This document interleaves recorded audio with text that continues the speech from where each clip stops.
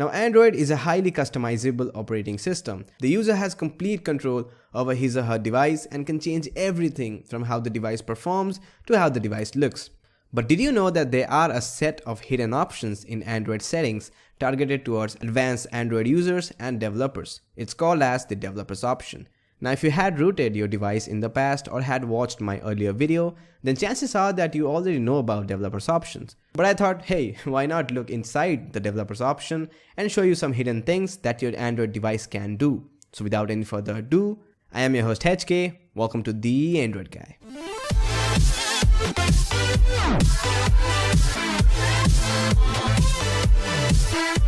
Now the reason developer option is called as hidden option is because they don't show up in Android settings.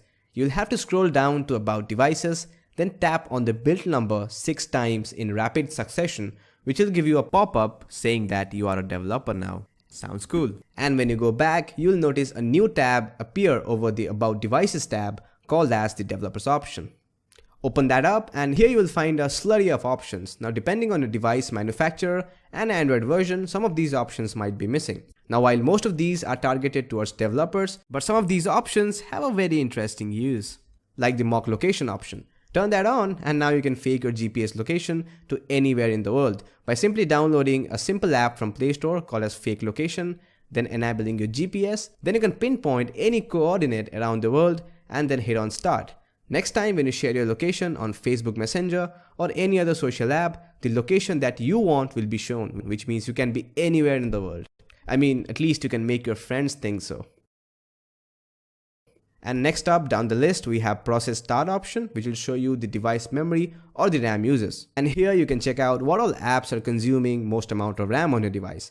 It also shows the current status of your device RAM, whether it's on the low side or whether it's normal. So if you find an app in the list that you don't use much and it is consuming a lot of RAM, then you can also force stop the app directly from here, which will not only free up some RAM, speeding up your device, but will also help you save some battery. And further down the list, we have a very small but very cool option called as the show pointer touches option, which once turned on will show the touches registered on your device screen, which is very helpful if you're screen recording your Android device or if you're casting your device display for a presentation. Again, a very small feature, but it can be helpful in the future.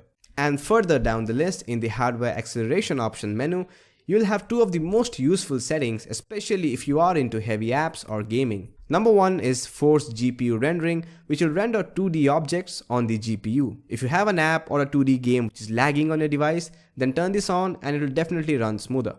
But the second option is very cool. If you have a high-end phone or a tablet with great graphics performance and you play 3D games on it, there is a way to make those games look better. By enabling the Force 4x MSAA option, games and apps which support anti-aliasing will have a sure boost in performance and will definitely look much better than before.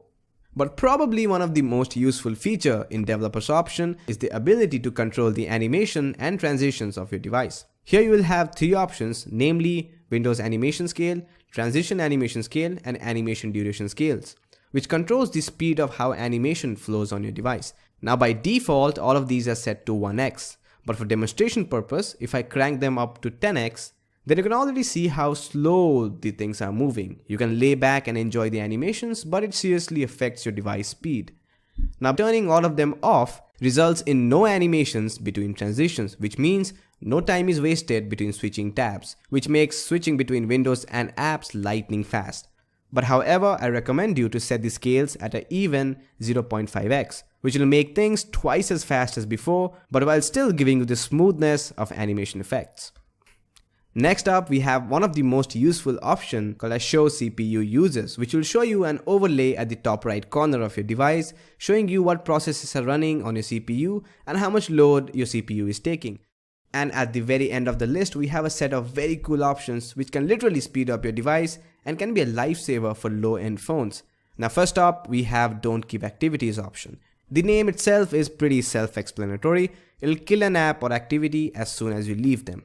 Now this won't be useful if you are running apps that gives background notifications like WhatsApp or Facebook, but if you have a really slow phone, then this option will be very helpful. And next up is background process limit option, which is basically an advanced version of what you just saw. Now Android is a pure multitasking device, but too many background activities can slow down your device. With background process limit, you can set a limit on how many activities are running in the background. Now I personally recommend to set it at an even 4 or 3 processes. But if you have a low-end phone or if your phone is slowing down a lot without any reason, then setting it to 2 won't hurt. Now don't set it to 1 or no activities, because that will turn your device into this. Yeah. Now the cool thing about all of these options is that they are absolutely safe. They won't harm your device in any way. In case any of these options created an opposite effect on your device performance, then you can always turn them off, so no harm done there. It's always recommended to turn off developers option if you're not using them. So yeah friends, that's about it. If you find this video helpful and interesting in any means, make sure to be the cool guy who gives thumbs up to this video. And similarly, do subscribe if you haven't already to watch more interesting videos like these. Until then, I'm your host HK from The Android Guy, signing out. And you guys, have a great day.